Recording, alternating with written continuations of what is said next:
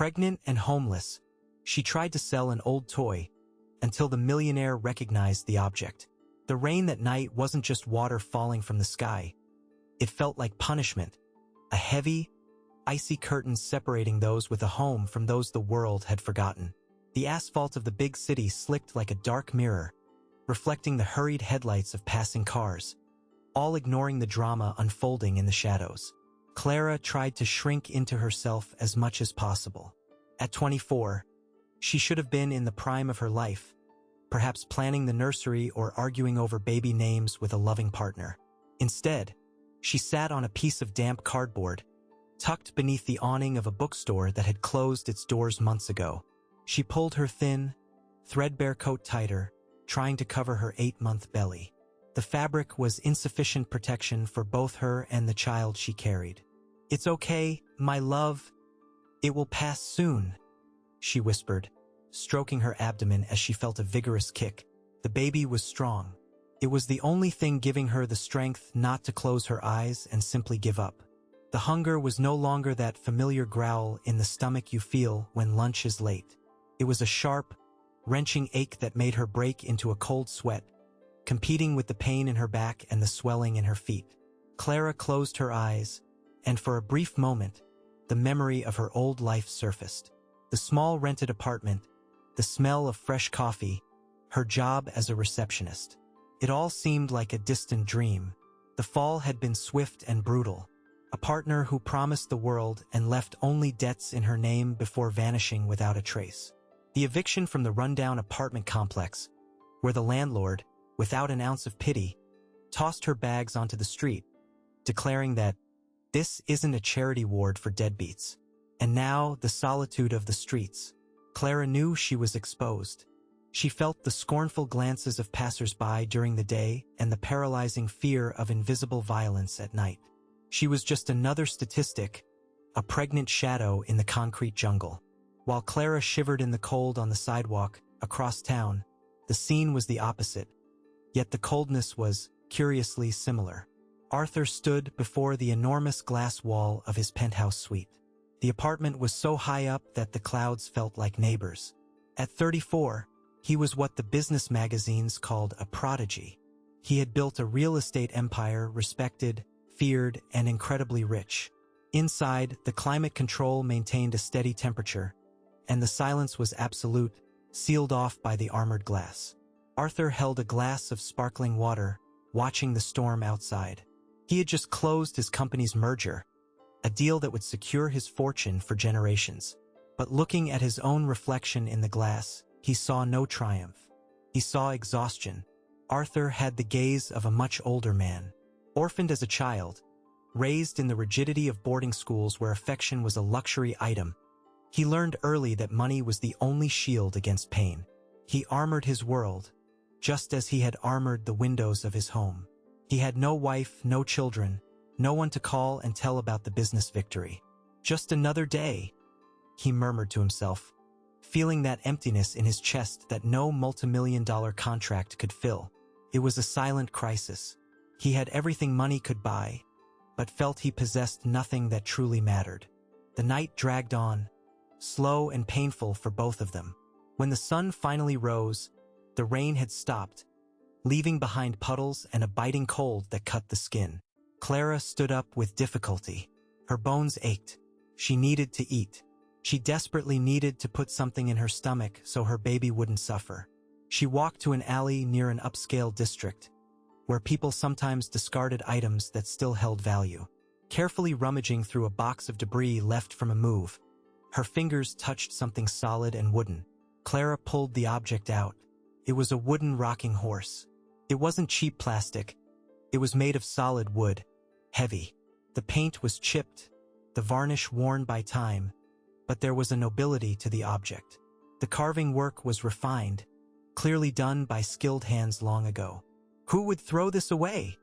She wondered, wiping mud from the base of the toy with her coat sleeve.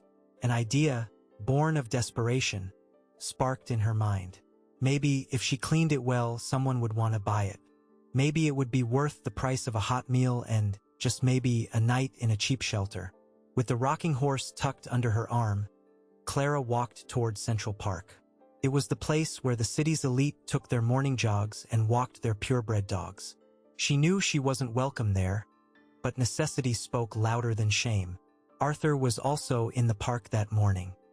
He was trying to escape the suffocating atmosphere of his office and the solitude of his home.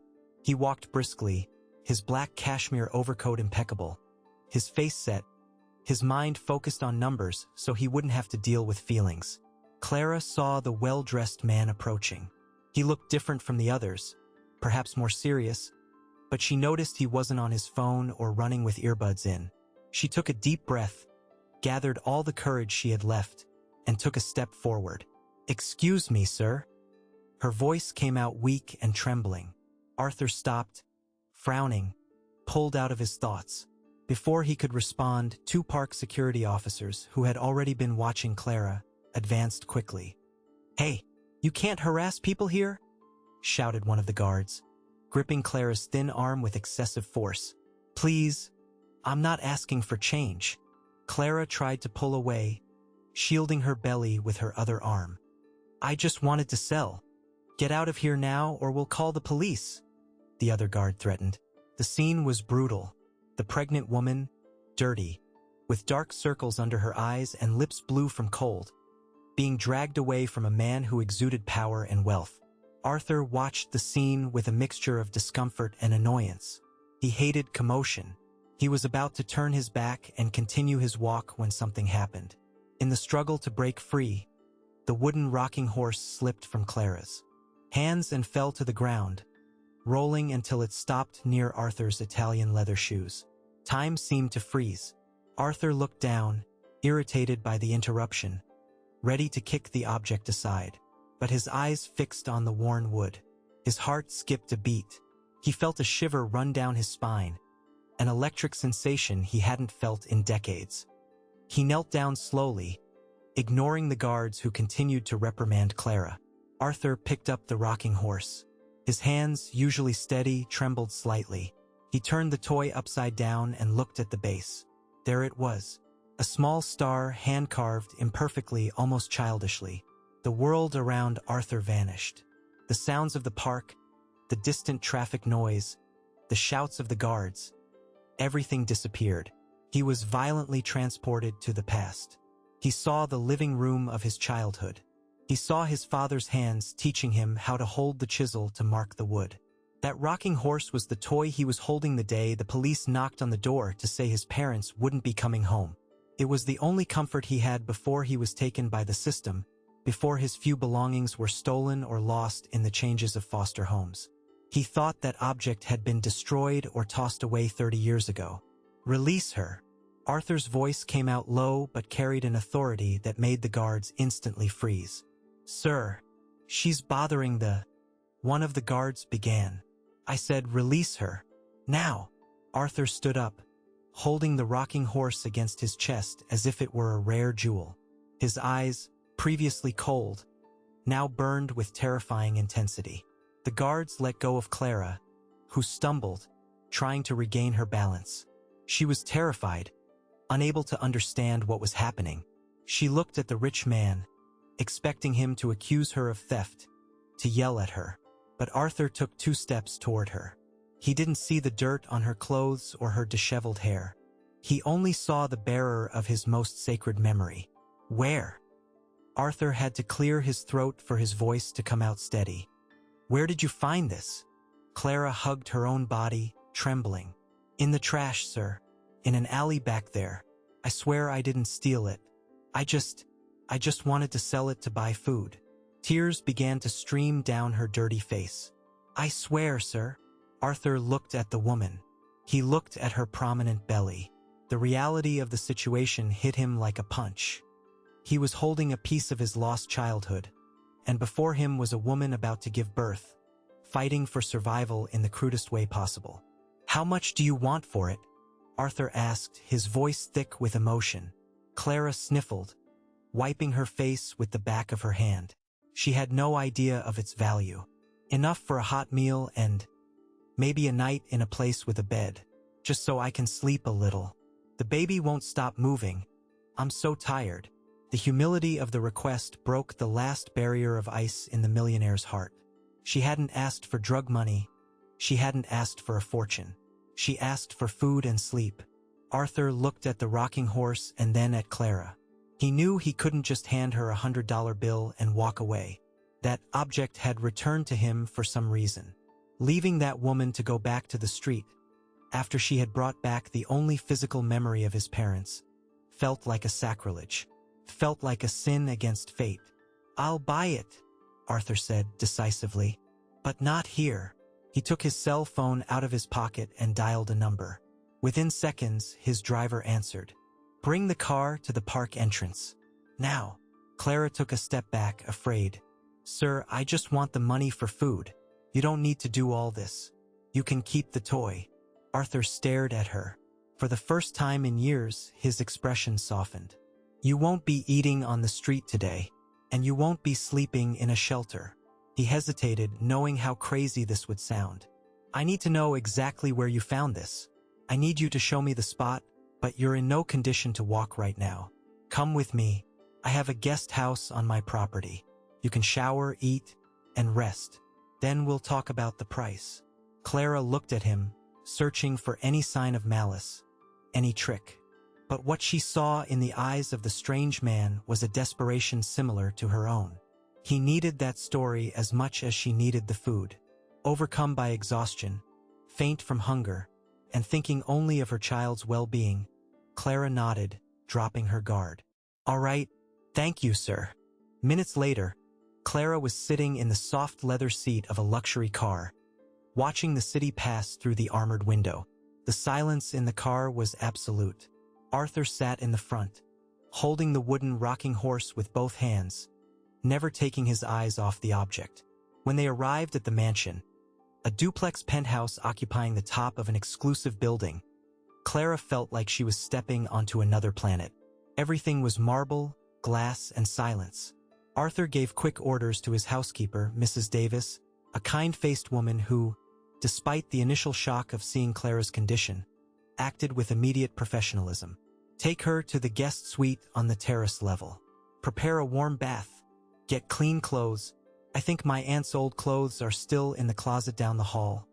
They're loose and comfortable. And ask the cook to prepare a hearty soup, meat, vegetables. Lots of food." Clara was guided to a room that was larger than any home she had ever lived in. The bed had sheets so white she was afraid to touch and soil them. While Clara entered the bath, feeling the warm water wash away the grime and the tears of days of suffering, Arthur was in his study. He placed the rocking horse on his mahogany desk. The old, chipped wood contrasted sharply with the modern luxury surrounding it. He sat in his armchair and stared at the object. For the first time, the solitude of that enormous house seemed to have been disturbed. There was a stranger upstairs, a woman he had picked up off the street. Logic screamed that he was crazy, that it was dangerous. But his heart, that organ he had judged to be atrophied, was beating at a different rhythm. Upstairs, Clara emerged from the bath, wrapped in a soft robe, and sat on the edge of the bed, devouring the soup that had been brought to her. She looked out the window and saw the city below, small and distant. She was safe, at least for today. But the question hammered in her mind. Why did that rich man care so much about a piece of old wood? And what would happen when he found out she didn't have much more to offer than the truth about where she found it? The lives of Clara and Arthur, coming from opposite extremes, had collided. And now, under the same roof, the story of a lost toy was beginning to untie the knots of two solitary destinies. Can you imagine Clara's relief feeling the warm water after days in the rain? Or Arthur's shock seeing the only object that connected him to his parents in the hands of a stranger? Life works in amazing circles, and sometimes help comes from where we least expect it. But will this arrangement work out? Arthur is a man full of trauma and suspicion, and Clara, despite being grateful, carries the weight of a past that haunts her. What would you do in Arthur's place? Would you have brought a complete stranger into your home because of a memory? Leave your opinion here in the comments. I really want to know what you think. If this beginning moved you, don't forget to subscribe to the channel and leave your like. This helps us a lot to bring you the continuation of this story. Brace yourselves, because part 2 will bring revelations that will put this new family to the test. See you then. The first rays of sunlight that morning didn't find Clara huddled on cardboard, but sunk into a mattress that felt like clouds. When she opened her eyes, panic took hold for a second. The ceiling was too high, the silence too deep. Where was the noise of the cars? Where was the smell of diesel and wet garbage? Then, the memory of the previous night returned in waves. The man, the wooden rocking horse, the luxury car, the hot soup. She sat up in bed, passing her hand over her belly. The baby stirred, a lazy movement, as if it too had enjoyed the first real night of rest in months. "Good morning, my son," she whispered, but her voice was choked. She knew this was temporary, a Cinderella dream with a set time limit. In the penthouse kitchen, the atmosphere was tense but controlled. Arthur drank his black coffee, reading the news on his tablet, but his eyes weren't focused on the words. His mind was on the guest suite. What had he done? Brought a stranger into his sanctuary? The cold logic of his business dealings screamed it was a mistake, a security risk. But then he looked toward the fireplace, where the wooden rocking horse, now clean, rested. That object was the only proof that he had once been a love child, and this woman was the missing link. When Clara appeared in the kitchen doorway, wearing a beige wool dress that Mrs. Davis had found, Arthur felt a strange tightening in his chest. She didn't look like a threat. She looked fragile, but there was a dignity in the way she held her chin up, even in fear. "Good morning, Mr. Arthur," she said, her voice low. I'll be leaving now. I just wanted to thank you for the food and the bed. You saved us." Arthur lowered the tablet. "Sit down, Clara. Have breakfast. I don't want to inconvenience you. You've done too much already." "I said sit down," he said, in a tone that tried to be authoritative but came out only tired. "We need to talk about the toy." Clara obeyed, sitting on the edge of the chair. Mrs. Davis served fruit, pastries, and juice. Clara's hunger was immense, but she ate slowly, politely, which did not escape Arthur's notice. He had expected rude manners, expected the dirt of the street ingrained in her. But Clara, he would soon discover, was a woman life had broken, not a woman who was born broken. "You said you found it in the alley off Willow Avenue," Arthur began. "Yes, sir. In a moving box, along with some old books and torn clothes." Arthur nodded. That street was near his parents' former mansion, which had been sold and resold, and ransacked multiple times over the decades. It made sense. "I want you to stay," Arthur blurted out, surprising himself in her. Clara's eyes widened. "What do you mean? You have nowhere to go. You are 8 months pregnant. If you go back to the street now with this cold, the child won't make it." Arthur was practical, almost brutal in his honesty. "I have space. Mrs. Davis needs help organizing the library and the linen closets. It's not charity. It's an exchange. You work where you can, nothing strenuous, and I guarantee shelter and a doctor until the child is born. In exchange, I want you to try to remember any other details about that box. Anything that can help me recover more of what was lost." Clara hesitated. Pride screamed at her not to accept, not to depend on anyone. But the baby's kick was the answer. She didn't have the right to be proud. "I accept, but I will pay every cent back when I get back on my feet." Arthur merely nodded and returned to his coffee. The following weeks were an exercise in silent adaptation. At first, Clara moved around the house like a ghost, trying to be invisible. But life, stubborn as it is, began to fill the empty spaces of that sterile mansion. Arthur, accustomed to absolute solitude, began to notice small changes. A vase with wildflowers gathered from the ground floor garden appeared on the coffee table. The smell of orange cake, an old family recipe of Clara's, replaced the smell of industrial cleaning products on Sunday afternoons. They started to run into each other. First, it was formal greetings, then comments about the weather, until, on a night of heavy rain, Arthur found Clara in the library. She was reading a book of poetry, her hand on her belly, crying quietly. "Are you in pain?" he asked, standing in the doorway, unsure whether to enter or flee. Clara quickly wiped her tears. "No, sir. It's just fear. Fear of not being a good mother. Fear of not having anything to give him." Arthur entered and sat in the opposite armchair. The wooden rocking horse was nearby on the shelf. "My parents had a lot to give me," Arthur said, his voice husky. "Money, houses, toys. But they were gone too soon. What I remember most aren't the things. I remember my mother reading to me, exactly like you are doing now for your baby, even before he is born." Clara looked at him, surprised, said by the openness, "Do you miss them terribly?" "Every day. I built all this." He gestured to the luxurious room, trying to prove I didn't need anyone, that I could survive alone. But the truth, Clara, is that no one survives alone. It was the first crack in the Iceman's armor. From that night on, the barrier between boss and guest began to crumble. Arthur kept his promise. He hired the best obstetrician in the city to monitor the final stage of the pregnancy. One day when Clara couldn't go to her appointment because the driver was sick, Arthur, on an impulse, decided to take her. In the ultrasound room, the atmosphere was dark and quiet. When the doctor turned on the machine and the sound of the baby's heart filled the room. Thump, thump, thump, thump, thump, thump. Fast and strong like a steam train, Arthur felt his legs tremble. He looked at the screen. He saw the outline of life forming. Clara was crying with emotion, tightly gripping her own hand. Without thinking, Arthur reached out his hand and held hers.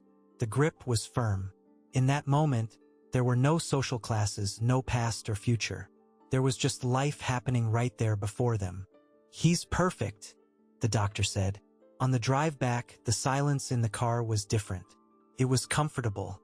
"Thank you," Clara said, wiping her eyes, "for coming with me." "He's a fighter," Arthur replied, a rare, tired smile lighting up his face. "He's going to need a strong name."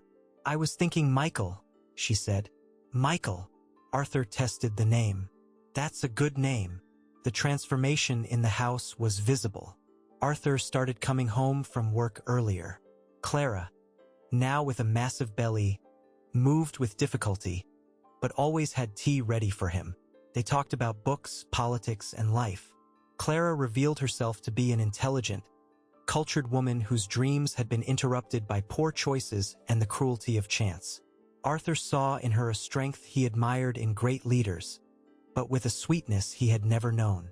The turning point happened one Saturday afternoon. Arthur was locked in one of the guest rooms that was never used. Clara heard the sound of furniture being dragged and went to check. As she opened the door, she stopped, shocked. The room was being transformed. There were cans of light blue paint, a solid wood crib being assembled by 2 workmen, and boxes of baby clothes stacked up. "What is this, Mr. Arthur?" she asked, hand over her mouth. Arthur turned around, his shirt sleeves rolled up and a paint smudge on his cheek, looking 10 years younger. "Michael can't sleep in a makeshift room. He needs a place of his own. But we are leaving as soon as he is born. You said it was temporary." Arthur walked toward her. The safe distance he always maintained was broken. He took her hands. "Clara, I've spent my entire life accumulating empty buildings, houses where no one lives. I don't want this house to be another mausoleum. I don't know what we are. I don't know what to call this. But I know I can't let you leave with this boy to fight alone out there. I want Michael to grow up here. I want you both to stay, not as guests, as family." Clara's heart raced. It was everything she had dreamed of, but it seemed too good to be true. The fear of abandonment, the scar left by her ex-partner, pulsed fiercely. But looking into Arthur's eyes, she saw truth. She saw a man asking for a chance not to be alone anymore. "We'll stay," she said, emotional. "We'll stay." Happiness, however, is a bright light that attracts dangerous insects. Beatrice, the chief financial officer, CFO, of Arthur's company, observed the changes with eagle eyes. She had worked with Arthur for 10 years. She was competent, cold, and secretly in love, not with him, but with the power he represented. She always believed that, eventually, Arthur would marry her for convenience, uniting their fortunes. When Arthur started leaving work earlier, smiling in meetings, and approving high personal expenditures for setting up a baby's room, Beatrice's alarm bells went off. She hired a private investigator. It didn't take long to discover that the new guest was a woman who had been evicted from a tenement building. But Beatrice needed more. She needed something that would destroy Arthur's trust at its root. One rainy afternoon, Beatrice showed up at the penthouse unannounced. Arthur was in the living room helping Clara fold small baby clothes. The domestic scene, so intimate and warm, made Beatrice's blood boil with hatred. "Arthur, we need to talk." "Alone," Beatrice said, her leather briefcase tucked under her arm. Arthur sighed, annoyed. "Clara, could you give us a minute?" Clara nodded, feeling a chill run down her spine as she met Beatrice's gaze. There was pure malice there. When they were alone in the study, Beatrice tossed a dossier onto the desk. "I tried to protect you, Arthur, but you are blind." "What are you talking about?" "This woman, Clara. Do you know who she is?" "I know her story." "You know the story she told you?" Beatrice corrected, venom in her voice. The detective found interesting things. Her ex-partner who vanished? He was part of a crew specializing in high-end residential robberies in the late 90s. The same crew that ransacked your parents' country house years ago. Arthur felt the floor drop out from under him. "That's impossible. She's too young." "She isn't. But the man she lived with, yes. And here is the most interesting part." Beatrice opened a page with grainy photos and expertly forged documents. The spot where she found the rocking horse? It wasn't in the trash. It was a known fence location. She didn't find the toy by accident, Arthur. She knew who you were. She used the toy as bait. The pregnancy long con is old, but using the memory of your parents? That's cruel, even for a con artist. Arthur's mind, trained to identify fraud and risk, collapsed. The childhood trauma, the feeling that everyone wanted to take something from him, returned with the force of a tsunami. The coincidence of the toy had always seemed too miraculous. What if it was a lie? What if the only real connection he had felt in years was just a well-rehearsed act? Doubt, planted in the fertile soil of trauma, grew instantly. Arthur left the S. His face pale, his hands trembling with contained rage. He found Clara in the living room, stroking the wooden rocking horse. "Arthur? What happened?" she asked, seeing his expression. "Where did you get this?" he asked, his voice low and dangerous. "I already told you. In the alley, in the box." "Stop lying," Arthur shouted, the sound reverberating through the glass walls, startling Clara. "Did you know who I was? Did you know this toy was mine? How long did you plan this? Who sent you here?" Clara backed away, instinctively protecting her belly. "I don't know what you're talking about. I swear. I never knew who you were." Beatrice showed me the proof. Your ex-boyfriend, the crew, the scheme. Arthur laughed, a dry, humorless sound. "And I fell for it. Like a needy idiot, I fell for it. I opened my home. I opened my life to a hustler." "Arthur, please listen to me." Clara tried to approach, but he raised his hand. "Don't come near me. It's a lie. She's making it up. I have nothing to do with any crew. The father of my child was a scoundrel who left me with debts. That's all. I found the rocking horse in the trash." Enough. Arthur was blinded by the pain of imagined betrayal. He no longer saw the woman who brought flowers. He only saw another person trying to steal what was left of his soul. "I want you out of my house. Now. Arthur, I have nowhere to go. The baby could be born any minute. That is no longer my problem."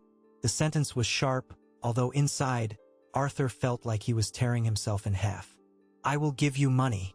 Enough for you to disappear and never appear in front of me again." He took a stack of bills from his safe and threw them onto the coffee table. Clara looked at the money. She looked at the man who, hours earlier, was assembling a crib for her son. The pain of injustice was greater than the fear of the street. "I don't want your money," she said with a chilling calm. "I came here with the clothes on my back and my dignity. That is what I will leave with." "Take the money," he insisted, trying to alleviate his own guilt. "No. You can buy cribs, you can buy houses, you can buy people like Beatrice. But the truth, Arthur, you cannot buy. And the truth is that you are making the biggest mistake of your life. Not by kicking me out, but by closing your heart again." Clara went to the room, grabbed her old, worn purse. She didn't take any of the new clothes. She took nothing Arthur had given her. She walked to the private elevator door. Arthur remained with his back turned, looking out the window, expecting her to beg, to confess, to do something. But he only heard the soft sound of the doors closing. Silence returned to the mansion, heavy, suffocating. Outside, the storm started again, thick and merciless. Clara stepped out of the fancy building, feeling the icy rain soak her thin dress in seconds. The pain in her womb returned, stronger this time, a sharp stab that made her double over on the sidewalk. She was alone again, homeless, penniless, and now, heartbroken for believing that happiness was possible for someone like her. High in the tower, Arthur held the wooden rocking horse so tightly that his fingers turned white. He looked at the object and, in a fit of fury and pain, hurled it against the wall. The toy fell onto the rug, intact, with the carved star facing up, as if judging him in silence. He had protected himself. He had avoided the scam. But why, then, did it feel like he had just lost his entire life? And now, can you feel the weight of that silence in the mansion? Injustice hurts the soul, doesn't it? Beatrice got what she wanted. She poisoned Arthur's mind using his weakest point, the fear of being used. Now Clara is on the street, under the rain, and labor pains seem to be starting. Arthur is alone, thinking he did the right thing but feeling the opposite. Be honest. In Arthur's place, with proof on the table, would you have believed Beatrice or your instinct about Clara? Distrust is a powerful poison, and sometimes those with much money are too afraid to lose it.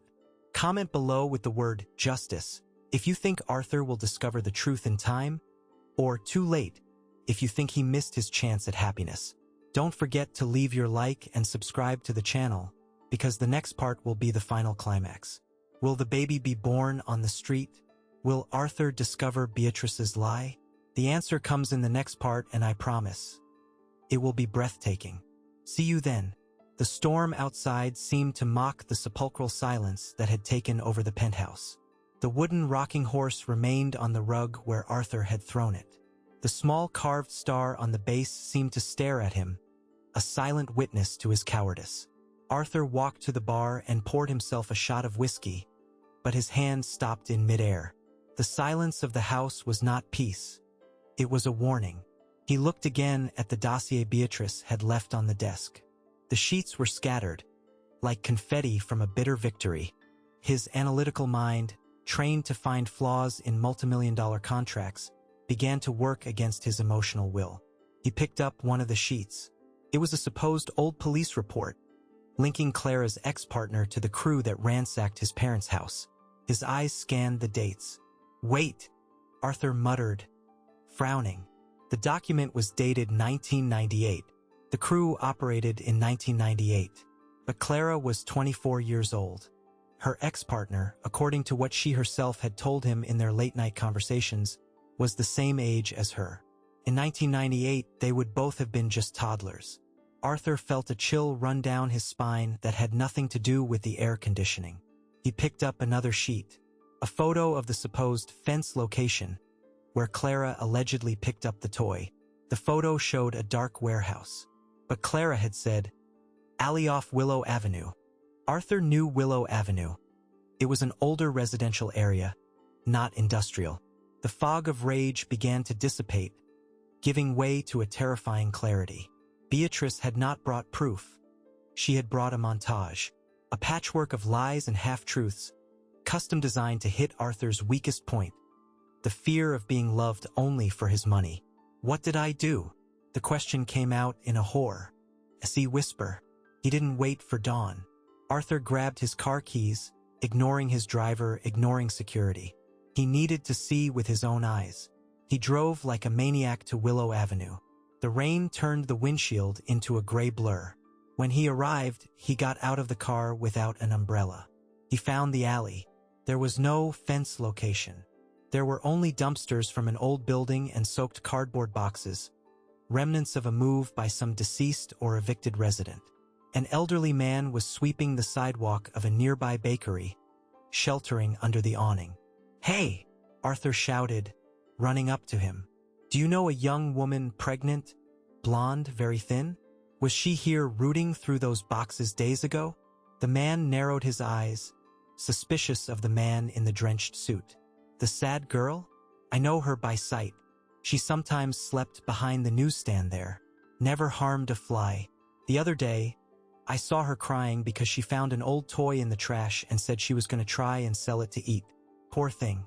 Life hit her hard." The confirmation fell upon Arthur like a sentence. She hadn't lied. Not once. She had found the toy in the trash, exactly as she had said. The connection between them hadn't been a scheme. It had been a miracle, and he had destroyed it with his own hands. Panic took hold of him. Clara was on the street, 8 months pregnant, in this rain, and he had thrown her out with nothing. Arthur got back into the car, his hands trembling so much he could barely put the key in the ignition. He called his security team, yelling orders as he never had before. "I want every man available on the street. Now, find her. Check shelters, hospitals, subway stations. Her name is Clara. Whoever finds her gets triple their annual salary. Just find her alive." The following hours were a blur of desperation. Arthur drove aimlessly through the outer boroughs, rolling down the window at every figure he saw on the sidewalks. Guilt was an acid eating away at his stomach. He remembered her smile when she saw the baby's room, the gratitude in her eyes, the way she cradled the wooden rocking horse. His phone rang. It was the head of security. "Mr. Arthur, we located an emergency room check-in at a community clinic in the East End. A pregnant woman without documents in advanced labor and hypothermia. The description matches. I'm on my way." Arthur hung up and floored the accelerator. The community clinic was a precarious, crowded building with leaks in the ceiling. When Arthur entered, his designer suit and commanding posture cut a path through the crowd. "Where is she?" he demanded at the reception. An exhausted nurse pointed down a corridor. "She's being transferred. We don't have the facilities here for a high-risk birth. The ambulance is delayed because of the rain." Arthur didn't wait. He ran down the corridor until he found a gurney pushed against the wall. Clara was there, pale, her lips purple, trembling uncontrollably. But she was conscious. When her eyes met Arthur's, there was no anger. There was only exhausted relief and silent tears. "Arthur," she whispered. "Michael. He wants to be born." "I know. I'm here." Arthur held her icy hand. "No one is waiting for any ambulance." He picked her up in his arms. She seemed to weigh nothing, except for the weight of the life in her womb. Arthur carried her out, into the rain, shielding her with his body until he placed her in the back seat of his spacious car. "Hold on, Clara. Please hold on." The drive to the private hospital where he had reserved the labor suite was the longest journey of Arthur's life. He drove with one hand and held hers with the other, talking non-stop, making promises, begging for forgiveness, praying to a God he had ignored for 30 years. "You are not going to die. You are not going to leave me. I won't allow it." When they arrived at the elite hospital emergency room, the medical team was already waiting, alerted by him on the way. Clara was rushed inside. Arthur tried to go with her but was blocked at the operating room door. "It's up to us now, Mr. Arthur," the doctor said, closing the door. Arthur was left alone in the white, sterile corridor. He leaned his forehead against the cold wall and cried. He cried for the boy who lost his parents, for the man who closed himself off to the world, and for the fool who nearly lost the only chance at redemption life had given him. Time dragged. Minutes felt like decades. Then, the crying broke the silence. A strong, vibrant cry, full of life. The door opened. The doctor smiled from behind his mask. It's a strong boy, Mr. Arthur. And the mother is a lioness. They are both doing well. Kneeling on the hospital floor, the great real estate magnate, the Iceman, broke down in gratitude. The next day, Arthur's first move was not to go to the office, but to summon Beatrice to the hospital. She entered the private room, where Arthur was watching over the sleeping Clara and little Michael, expecting to find a boss grateful for being saved from a scam. What she found was a transformed man. Arthur stepped out into the corridor to speak with her. His voice was low, but sharp as a diamond blade. I checked the dates, Beatrice. I went to the alley. Beatrice's smile wavered. Arthur, I only wanted to. You forged documents. You slandered an innocent woman and put the life of my godson at risk. Arthur stared at her with a contempt that made her step back. You are fired. My lawyers will be in contact regarding the lawsuit for fraud and falsification. And if you dare to come near my family or my company again, I will ensure you never get a job even serving coffee in this city. Get out of here. Beatrice tried to argue, but the hospital security escorted her out. The malice had been removed. Arthur returned to the room. Clara was awake, breastfeeding Michael. The scene had a sacred aura. Morning light entered the window, illuminating her tired but radiant face. Arthur approached slowly. Shame still burned on his face. Clara, he began, his voice failing. There are no words in the world to tell you how sorry I am. I was a coward. I let my fear speak louder than my truth. I almost lost you both. Clara looked at him. Her eyes held the wisdom of someone who had seen rock bottom and returned. You were scared, Arthur. Those who have a lot to lose are very afraid. She gently touched his hand. But trust is like a vase. When it breaks, you can glue it back together, but the marks remain. I know, he said, pulling an envelope from his pocket. I don't want to buy your forgiveness. That's not for sale. But I want to ensure you never have to fear tomorrow again. He placed the envelope on the bedside table. This is the deed to a house. A real house with a garden in a safe neighborhood. It's in Michael's name with you as the trustee. It's yours. No strings attached, no trades. You don't have to live with me if you don't want to. You are free. Clara looked at the envelope and then at Arthur. She saw the brutal sincerity in his eyes. He was giving her the one thing she didn't have, the option to choose. Thank you, Arthur, she said. We will accept the house. I need to learn how to be a mother, and I need my own space. And she looked at the baby and then at him. We need to take things slowly. Arthur nodded, feeling a weight lift from his shoulders. However much time you need, I'll be here, always. Epilogue. 2 years passed. Clara's house was bright and full of life. Toys were scattered across the living room rug, and the smell of fresh coffee drifted onto the porch on a Sunday afternoon. Arthur was sitting on the floor, tieless, wearing jeans and a t-shirt. He was building a tower of colorful blocks, only to watch little Michael, now a laughing, fair-haired toddler, knock it down with infectious giggles. Again, Uncle Arthur. Again, the boy demanded. Clara watched from the kitchen door, smiling. The relationship between her and Arthur had evolved into something rare and precious. They weren't married or dating in the traditional sense, but they were a family. They were soul companions who decided to heal each other's wounds. Arthur ate dinner there every night, and weekends were sacred. On the living room mantelpiece, prominently displayed, rested the wooden rocking horse. It had been restored, but the small, imperfect star on the base remained there, untouched. Arthur picked up Michael and lifted him high in the air. You know, kid, Arthur said, looking into the child's eyes. One day I thought I had lost everything, but I found out that life was just clearing space for what really mattered. The rocking horse was no longer a symbol of loss or a painful past. It was the guardian of this new story. Proof that, even on the darkest and rainiest nights, fate might just be paving the way to bring us back home. They had conquered the cold, the hunger, and the lie. And now they had the greatest wealth of all. They belonged to each other. The end of this journey teaches us that forgiveness requires more courage than judgment. Doesn't it? Arthur almost had to lose everything to understand that money shields the house, but it doesn't protect the heart. And Clara, what strength! She accepted help but maintained her dignity and independence, building a relationship based on respect, not need. What about you? Do you believe it's possible to rebuild trust after such a profound breach? Or do you think the marks always remain, as Clara said? If this story touched your heart, write family in the comments below so I know you reached the end. Please, don't forget to leave your like. It's a simple gesture that helps our channel grow a lot.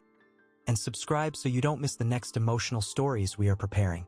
Share this video with someone who needs to believe that after the storm, the sun always shines again. A heartfelt hug, and until the next story,